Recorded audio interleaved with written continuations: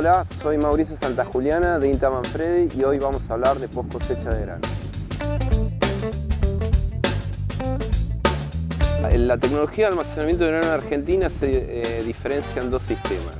Dadas las características de producción de la Argentina ha superado ampliamente los 100 millones de toneladas, ha más que duplicado su producción en los últimos 20 años y eso ha puesto una gran presión sobre lo que es el almacenamiento de granos. Tenemos una alta distancia hacia los puertos y una alta concentración de la cosecha. Tenemos que recalcar que el 80% de esa producción se recolecta entre finales de marzo y primeros días de mayo. Es los granos de cosecha gruesa, maíz y soja. Esto mete una fuerte presión sobre el sistema post cosecha que ha hecho que se desarrolle mucha tecnología. El principal desarrollo que hemos visto es la aparición del kilobolsa. La principal ventaja que tiene este sistema, más allá de las condiciones de logística que le permiten al productor cosechar en momentos que no tiene disponibilidad de camiones, cosechar una alta cantidad de toneladas y almacenarla, es la posibilidad de conservar estos granos en un ambiente hermético a muy bajo costo. Hoy tenemos un costo muy similar de almacenamiento hermético como lo que tenemos en almacenamiento sistemas tradicionales o en plantas de silos convencionales.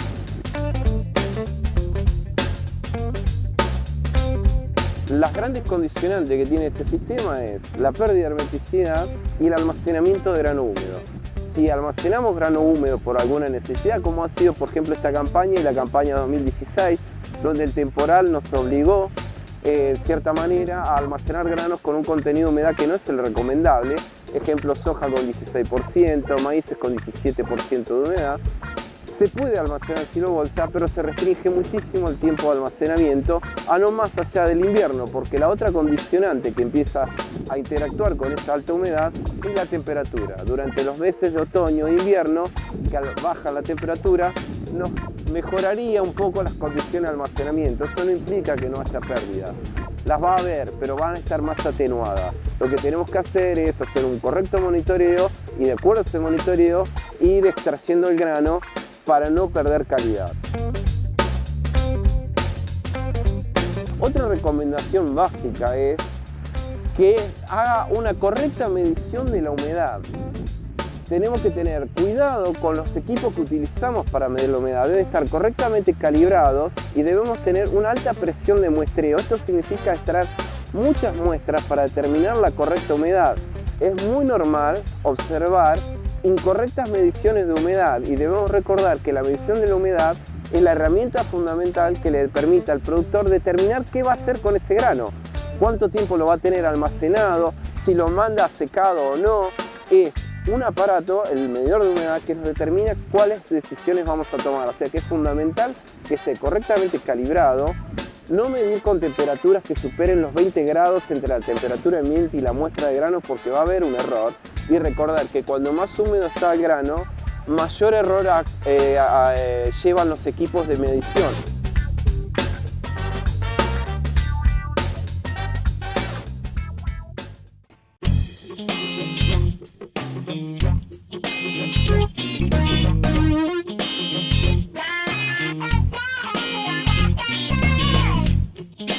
El Laboratorio de Biotecnología de INTA Marcos Juárez trabaja en conjunto con el Programa de Mejoramiento de Trigo del INTA en el desarrollo de nuevas líneas o de nuevas variedades de trigo.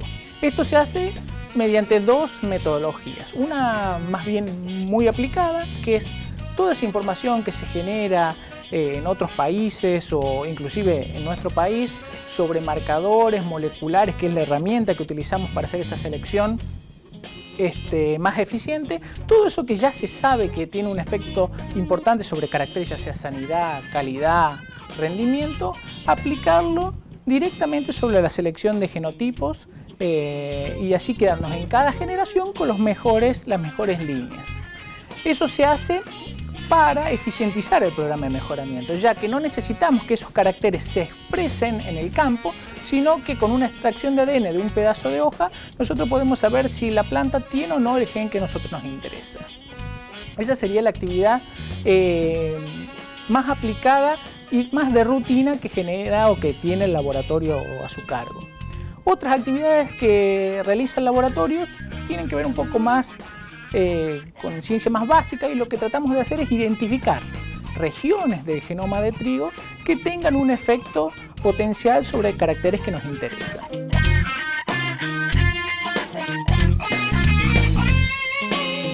Primero lo que hay que hacer es identificar cuáles son las regiones o pedacitos del cromosoma de trigo que están afectando los caracteres que a nosotros nos interesan. Para eso se hacen poblaciones, se desarrollan poblaciones, se cruzan variedades que nos interesan estudiar. Luego los hijos de esas variedades se genotipifican a gran escala, se saturan los cromosomas con marcadores, digamos, y se arman mapas. Y con esos mapas, más luego un fenotipado que se hacen de esas poblaciones, nosotros podemos saber cuáles son las regiones que están afectando esos caracteres. Esto lleva bastante tiempo, y una vez que se validan y se identifican esas regiones, se pueden utilizar de rutina en el programa. Dentro de esos caracteres que estamos trabajando, hay algunos que están cobrando en la actualidad mayor importancia, y que por ahí no tienen un impacto tanto a nivel agronómico, sino un impacto más bien a nivel social o de salud humana. Uno de los caracteres con los que estamos empezando a trabajar son los trigos de bajo poder inmunogénico para la enfermedad celíaca. Los celíacos son pacientes o son personas que tienen susceptibilidad a las gliadinas del trigo, a regiones particularmente de las gliadinas de trigo que forman parte del gluten que luego consumimos cuando comemos harina. Entonces lo que estamos tratando de hacer desde el Laboratorio de Biotecnología es buscar líneas o genotipos que tengan bajo poder inmunogénico, sacándole o eliminando esas regiones del genoma que son potencialmente altamente inmunogénicas.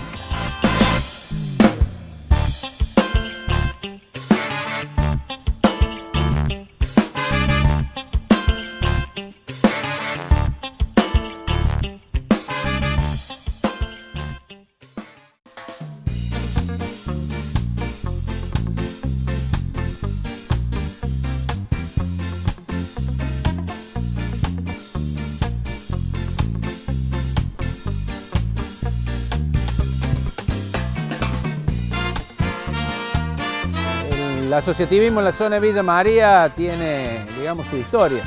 Su historia arranca con los grupos de cambio rural originalmente.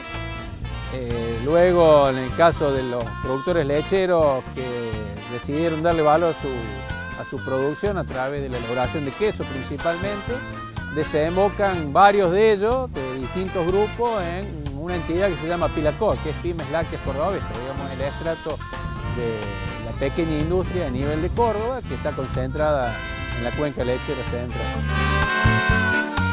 A partir de ahí, por inquietud del Ministerio de Agricultura de la Nación y la Subsecretaría de Lechería, en el año 2010 aproximadamente, se da una iniciativa de clúster, que es básicamente, termina en la actualidad, es el clúster quesero de Villa María.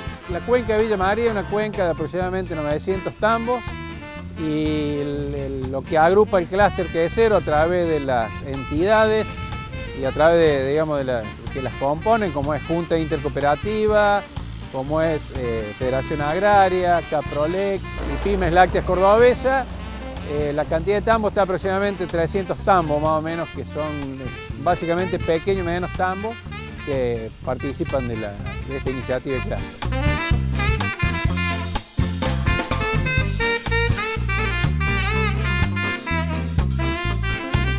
Hay un abanico importante de producción de queso, pasta blanda, pasta semidura y dura, y algún otro producto, como es el caso de algunos productos especiales y el caso de dulce leche, y en algunos casos hasta algunas industrias en algún momento secan, hacen leche en polvo también. Fue una época difícil, de los años 90, ¿no es cierto?, donde el tambo pasaba una grave crisis a nivel productivo, a nivel precio de leche. Así que había muchos tambos acá en la zona y empezaron a darle valor agregado a la leche que producían. En ese momento nosotros sacábamos 150 litros de leche y en una situación económica bastante comprometida, ¿no es cierto? Bueno, yo me recibo técnico lácteo y mi papá tenía ya desde hace un tiempo ganas de empezar a industrializar la leche. Así que bueno, de una manera muy precaria se empezó a industrializar esos 150 litros de leche. Eso fue como cuando empezamos. Hacíamos 5 quesos sardo por día con la leche del tambo, ¿no es cierto? Después de unos 3-4 meses que vemos que el negocio empezó a funcionar, empezamos a armar nuestra propia sala de elaboración, armándola entre mi papá, mi hermano y yo, y el sótano para estacionar los quesos, y ya empezamos a crecer, ¿no es cierto? De 150 litros pasamos a tener 250 litros hasta llegar hoy a un tambo de casi 5.000 litros de leche por día. A través del trabajo con el INTA y con el FUNESIL se lo fue capacitando primero los dueños, ¿no es cierto?, para esa resistencia al cambio que había a crecer, pero también a ser más formal, más legal y hacer las cosas como se deberían hacer, ¿no es cierto? El mercado de la pyme es nacional. Se está trabajando para un mercado internacional, lo que es a través del clúster, a través del asociativismo. Es la única forma que se puede llegar a una pyme a exportar, ¿no es cierto? Sola por sí sola no lo va a poder hacer.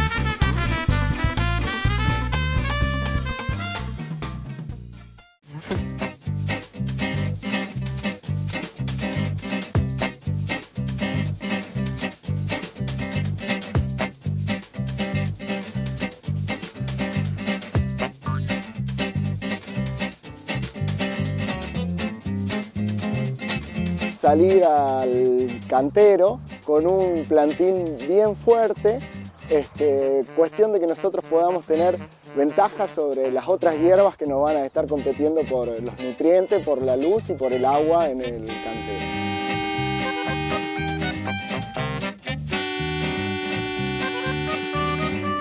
Los cultivos principales que tenemos ahora para la primavera-verano, que son las solanáceas, el tomate, el pimiento y la berenjena como principales estrellas, si se quiere decir, nosotros la preparamos de una manera especial para poder tener un plantín fuerte y de buena sanidad. Utilizamos un sustrato que tiene compost, tiene turba y tiene perlita en una mezcla. También se puede utilizar tierra negra, no habría ningún problema, pero bueno, por las características de la huerta que tenemos nosotros, que apunta a la comercialización de los excedentes, tratamos de hacerlo un poco más sofisticado, si así se quiere. Primero sembramos en unas bandejitas de pequeño tamaño, cuestión de ahorrar semillas, en donde van a nacer alrededor de unas 30, 40, 50 plántulas. Después de ahí hacemos un repique a donde la pasamos, dependiendo del envase, puede ser un envase de la macetita soplada del número 10 que tiene 200 centímetros cúbicos con tierra negra, o también puede ser en los plugs de celdas de 200, que también ahí vamos a tener el tiempo necesario, unos 40-45 días, para poder salir al cantero con un plantín de buen tamaño.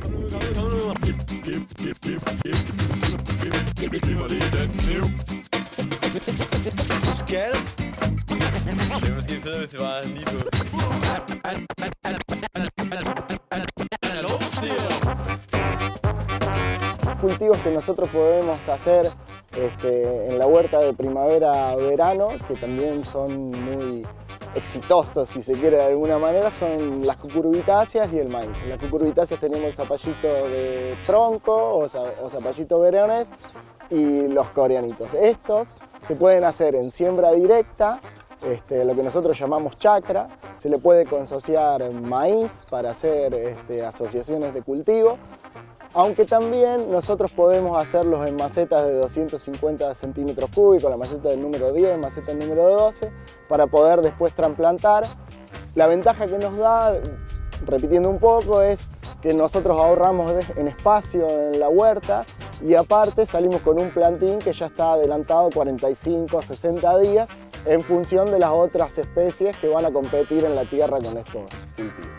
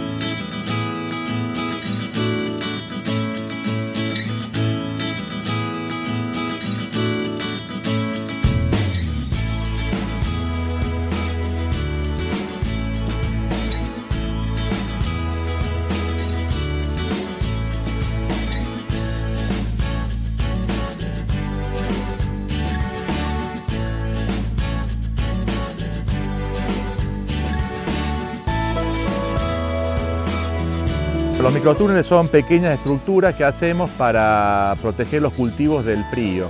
Se usa hierro, generalmente puede ser hierro del 8 o del 6, doblados en arco de unos 2,40 m.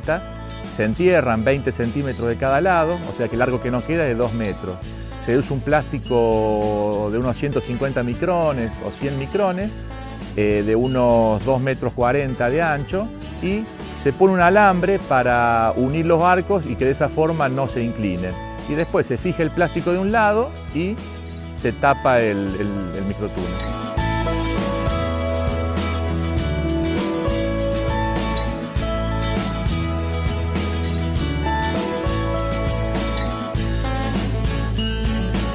La función fundamental es proteger del frío. Por supuesto, se tapa durante la noche y hay que destapar durante el día para que no condense mucha humedad ni levante mucha temperatura, que eso puede afectar el cultivo.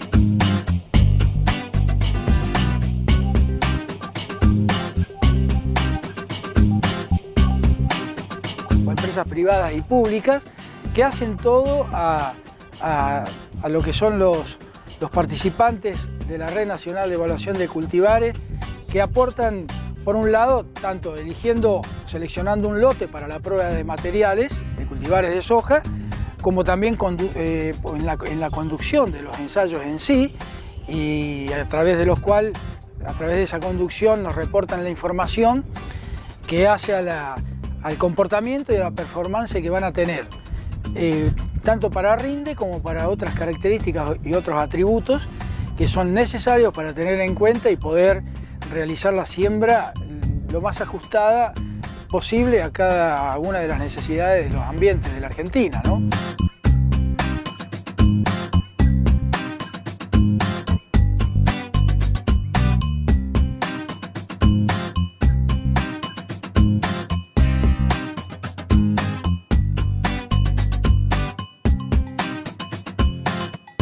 Lograr conocer la performance, el comportamiento en rinde de los cultivares que se desarrollan, que se liberan en la Argentina, tanto de los grupos más bajos, caso del grupo 2, 3, hasta los grupos 8 que se utilizan en el norte.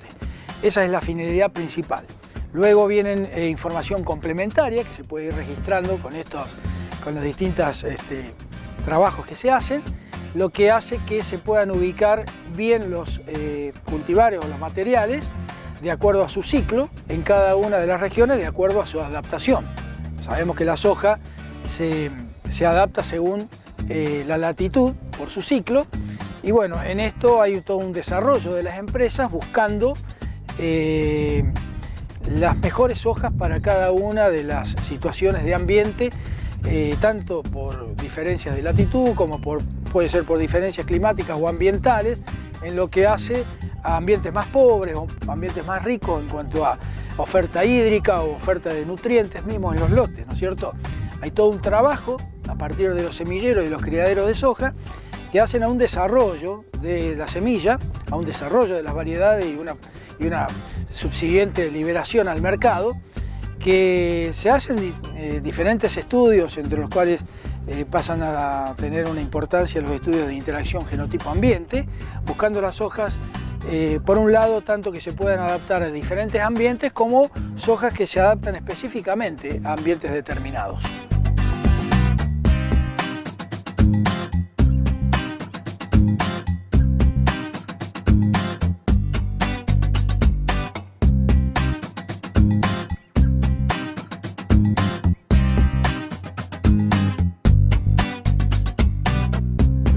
fácil para todos los que vivimos en la Argentina. Ya al ver el mapa de la Argentina, ahí nosotros sobre el mapa de la Argentina tenemos divididas las subregiones de cultivo en 13 subregiones. Primeramente tenemos dividido el país en 3 regiones. La región norte 1, que es hasta los 30 grados de latitud. Entre los 30 grados de latitud y los 36 grados se ubica la región 2 Pampeana Norte y por debajo de los 36 grados se ubica la región Pampeana Sur. Cada una de estas regiones está subdividida después.